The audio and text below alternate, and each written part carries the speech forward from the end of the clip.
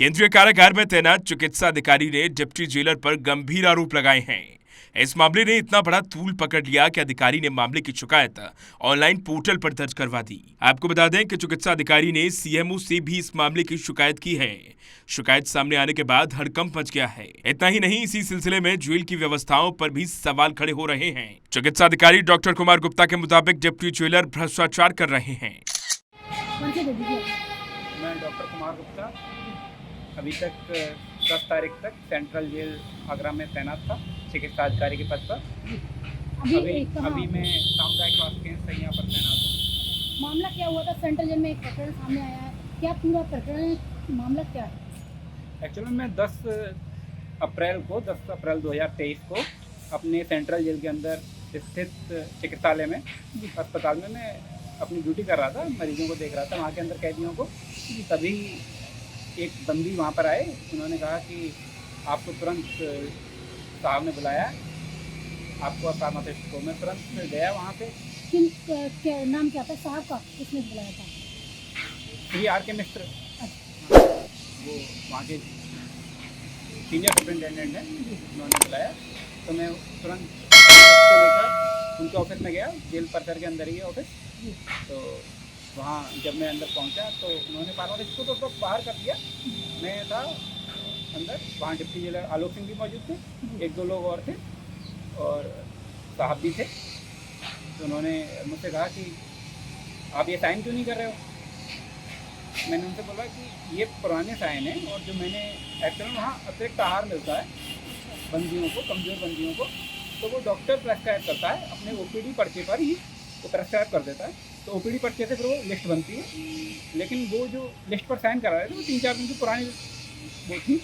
और 3-4 दिन से हमारे जो दूसरे डॉक्टर साहब थे, बड़े डॉक्टर साहब हैं, वो छुट्टी पर गए हुए थे। तो उन्होंने मुझसे कहा कि इस पर साइन करो। तो मैंने कहा ये जो लिस्ट है, ये मैंने जो प्रेस्क्राइब किए हैं उनसे अलग है, मैं इस पर साइन नहीं कर सकता।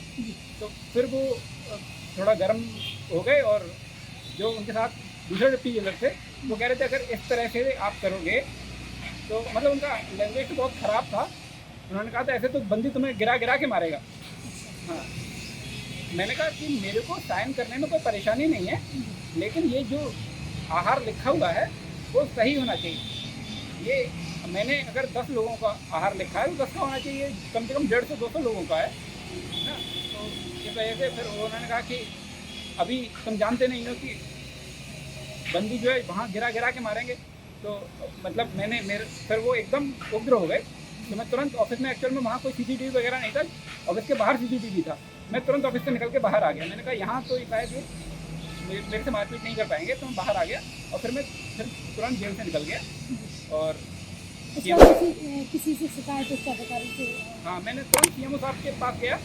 मैंने उनको एक एप्लीकेशन दी कि सर मेरी जान को यहाँ खतरा है। मैंने अतिरिक्त आहार का जो गलत लिस्ट थी उस पर साइन करने से मना कर दिया, इसलिए उन्होंने मेरे साथ उल्टा सीधा अभद्र व्यवहार किया। इसलिए मेरा तुरंत ट्रांसफ़र कर दीजिए, मैं कहीं भी नौकरी कर लूँगा लेकिन वहाँ नहीं कर सकता।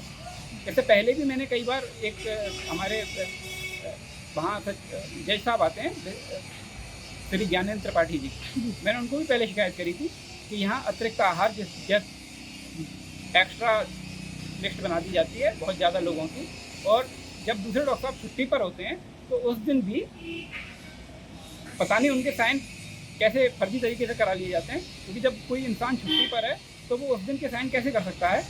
उस दिन किस तरह से बीमार बंदियों को या और बंदियों को किस तरह से साइन कर सकता है? मतलब जितने जरूरत से ज़्यादा, जितने बंदियों को जो आहार देने की आवश्यकता, उससे ज़्यादा बंदियों के लिए उस सिग्नेचर कराते हैं। उससे ज़्यादा बंदियों के लिए अब वो आहार उनको मिलता है या नहीं मिलता है इसके बारे में नहीं पता, लेकिन वो क्या घपला हो रहा है इसके बारे में जानकारी नहीं है। लेकिन वो बहुत ज़्यादा लिस्ट बना के उनको बेचा जा रहा है।